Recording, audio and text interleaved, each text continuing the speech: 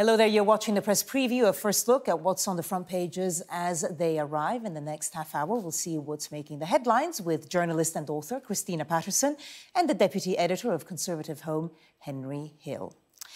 So let's see what is on some of those front pages now. Well, The Observer leads with growing fears for people in Gaza after tonight's speech by the Israeli Prime Minister, in which he called the war with Hamas his country's second war of independence. The Times, too, leads with those remarks by Benjamin Netanyahu. To ensure victory, the Telegraph says Israel is sending in elite troops prepared for a long war. And here at home, The Express reports that the Prime Minister is under increasing pressure to ban what it calls extremist groups stirring up hatred at pro-Palestinian marches. The Mirror has a story about a government minister appearing in public with the suspended Tory MP, Peter Bone. And the Sunday People leads with former Health Secretary Matt Hancock and remarks he's made about the COVID-19 pandemic on a reality TV show about the SAS. And a reminder that by scanning the QR code you will see on screen during the programme, you can check out the front pages of tomorrow's papers while you watch us. And as I mentioned, we're joined tonight by journalist and author Christina Patterson and deputy editor of Conservative Home, Henry Hill. So welcome both. Unsurprisingly, all of pretty much every front page focusing on those statements made by the Israeli Prime Minister, Benjamin Netanyahu. Let's start with the Sunday Telegraph. Israel sends in elite troops for long war, because that's what Netanyahu said. He said to prepare for a long and difficult war. Christina. Well, I think really the only sensible thing to be said on this topic is that we are living through an unutterable tragedy, and that this is not a time for people to be rushing to take sides and to assume that one side is right and one side is wrong.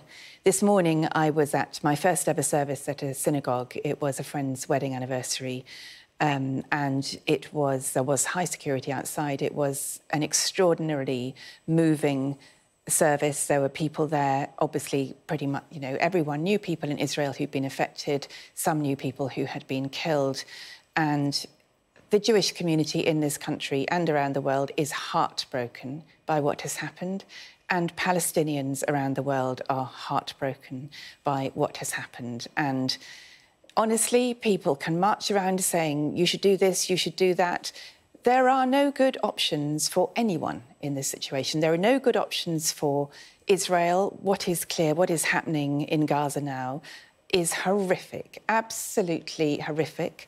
And I'm certainly not one to say or know whether it breaks international law, and I'm very clear for what it's worth. It's not worth very much, but I'm very clear that Israel, anyone fighting a war, needs to observe international law on warfare.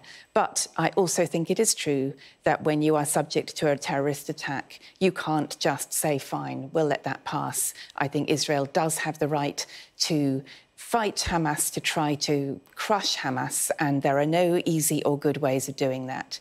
But I just want to be absolutely clear that this is a tragedy, and anybody who tries to enhance their reputation or virtue signal or make, personal capital out of this tragedy really should take a long, hard look at themselves, because this is not about us. This is about people who are losing their lives and families, and it is an utter, utter tragedy. Henry, do you also feel that perhaps people have rushed to take sides on this? Yeah. The Israel-Palestine conflict is one of those conflicts in which lots of people who don't really have a dog in the fight take sides in a really quite tawdry way, right? It's a bit like a football team or a derby. When I was at university over 10 years ago, one of the defining issues at the student union that divided student union politics was Israel and Palestine. It was utterly absurd, and I think it is, as Christine says, deeply distasteful to see people doing that. This is the sort of ground incursion that we've been waiting for since October 7th. It's been longer in coming than I think some people expected, suggesting that there has been indecision in Tel Aviv about what to do. But it's been quite clear that maintaining an indefinite blockade of the Gaza Strip was never going to fly with international opinion. And as Christine says, doing nothing was not going to be an option. And so it was always, I think, inevitable that some kind of ground operation against Hamas would take place, which is what's happening now. The Israelis are not calling it an invasion, but they are saying that they've deployed troops and infantry and that they will be staying in the Strip, which is different to before when they used to go in, do a targeted strike and come out. Because that's quite interesting. We have seen escalations between Israel and Hamas before, I'm thinking 2014, but usually it lasts roughly 3 weeks and then it stops and things settle down, whereas here we're 3 weeks in, effectively, but it just seems to be getting worse. Let's just look at the Observer front page. And that is Netanyahu declares a second war of independence as fear for Gazans grow. And I think there it's worth looking at that picture of Gaza. Let me read it. It says a missile explodes next to a minaret in Gaza yesterday as the heavy Israeli bombardment raged on and the territory went dark, because that's the other issue right now. It is incredibly difficult, and we were hearing interviews on Sky News, to get any kind of information out of Gaza and contact with people there. Yeah, well, internet has been cut off, so people have no idea whether their relatives are alive or dead. Even the Scottish First Minister doesn't know whether his wife's parents and family are alive or dead. It is a terrible, terrible situation.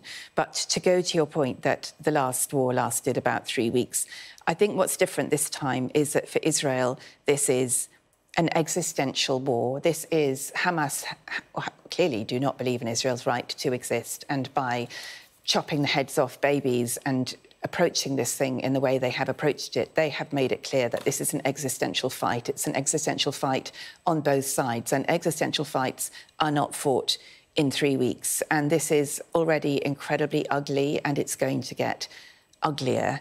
I have no idea how Israel can target Hamas and all those underground tunnels without going in. In the process, people, innocent people, and the vast majority of people in Gaza are innocent. I mean, in a way, the phrase is irrelevant, but whether they support Hamas or not, we don't know, because Hamas, they don't have a way of protesting against Hamas.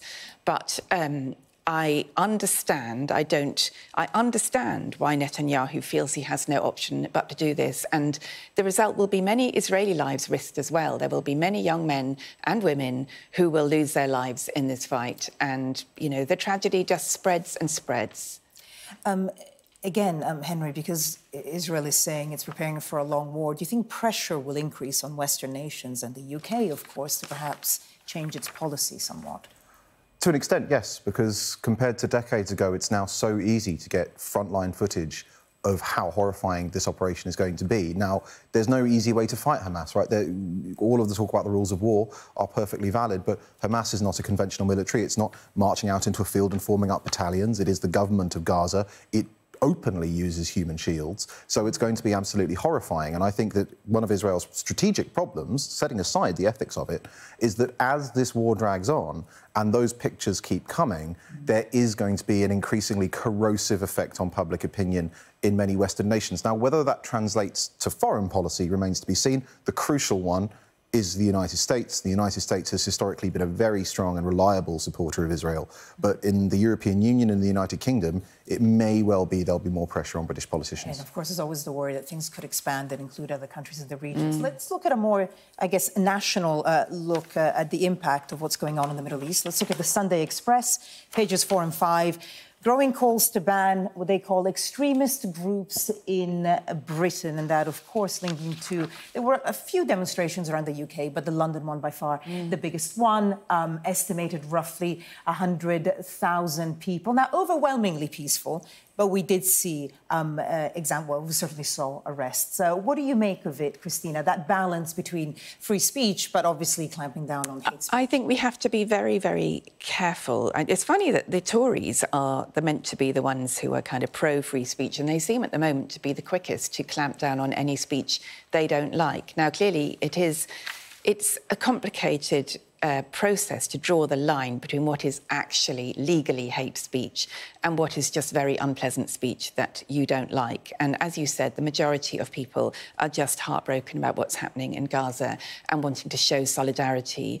I think those who are chanting slogans like Palestine will be free from the river to the sea, I think many of them don't actually understand the implications of what they're saying, that what they're saying is Israel has no right to exist, and Jews, having been through a Holocaust, will not have a homeland and should be expelled from their land. I think if they actually grasped the implications of what they were saying, they might be a bit more careful about saying it.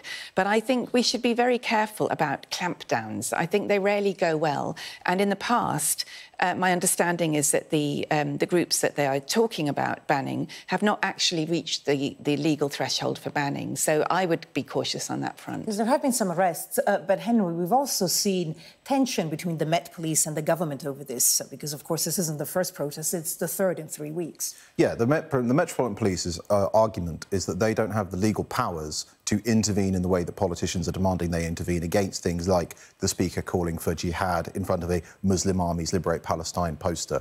Now, the government doesn't think that's especially plausible, and if you look at it in the round, it's important that we strike a balance between free speech and controlling speech, but this is a country where you can be visited by the police for obnoxious tweeting, right? So it seems very strange that the police can intervene in so many areas, and yet here specifically there is an apparent lacuna in the law.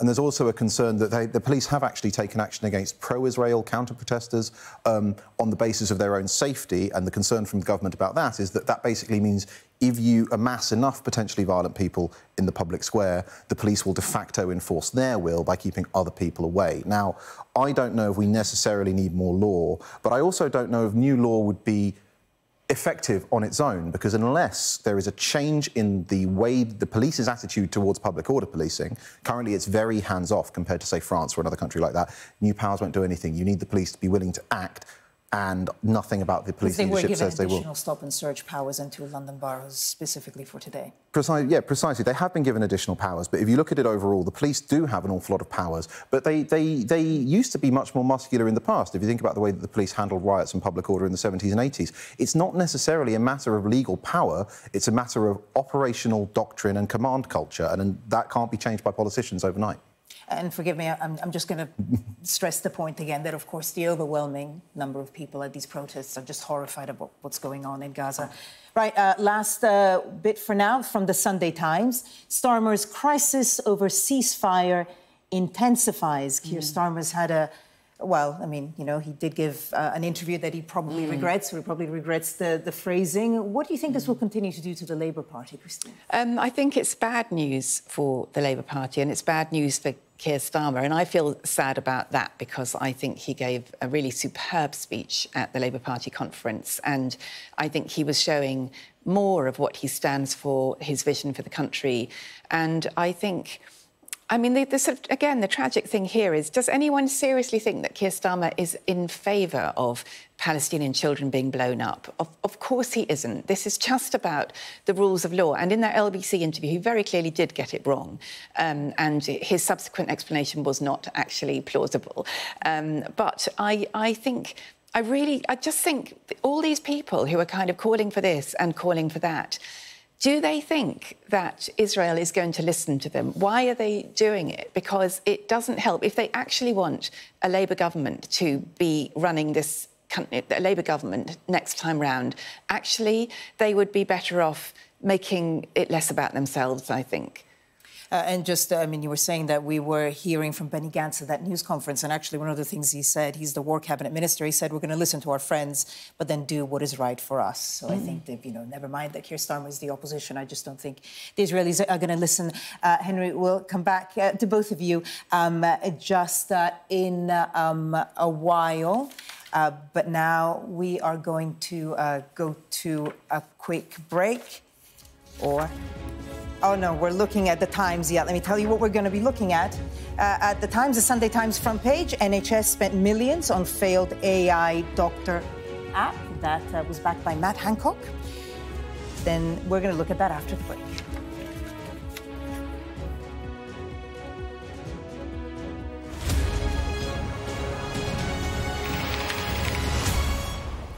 Welcome back. You're watching the press preview. With me now are the journalist and author Christina Patterson and the deputy editor of Conservative Home, Henry Hill. OK, let's take a look at some more front pages now.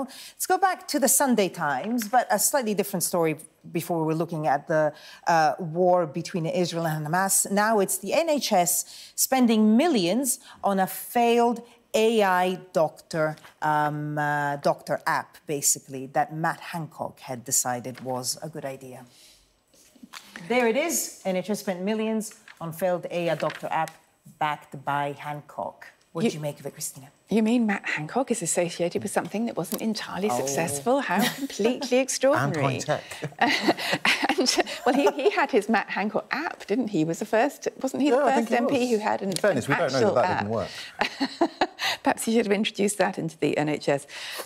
No, here we are, yet another failure from Matt Hancock, and this one involved, I think, about £22 million of taxpayers' money over the last 3 years alone.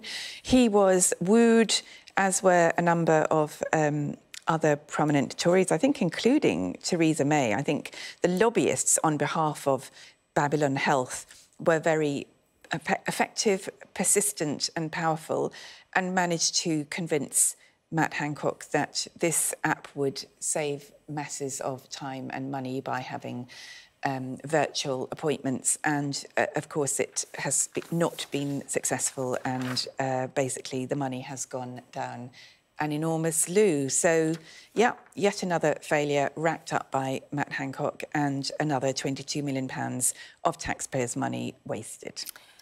Henry, anything to add? I think it's absolutely... One thing I find fascinating about this is the way that the NHS... I mean, government procurement in this country is always terrible. It's basically an ongoing problem. But it was a springboard, because basically they got these contracts with the NHS by wooing the politicians, and then they used the fact they had these NHS contracts to go around the world and say, look, we're credible. We've got these contracts with this big government agency. And so actually it helped them raise even more money. Obviously, it didn't save the business, but it is interesting the way that actually it wasn't... The NHS was just a one step on the Silicon Valley fundraising ladder. And Henry, we're running out of time, but just a quick note from you about Sunak's King's speech to open the green divide with Labour. That's front page of The Observer.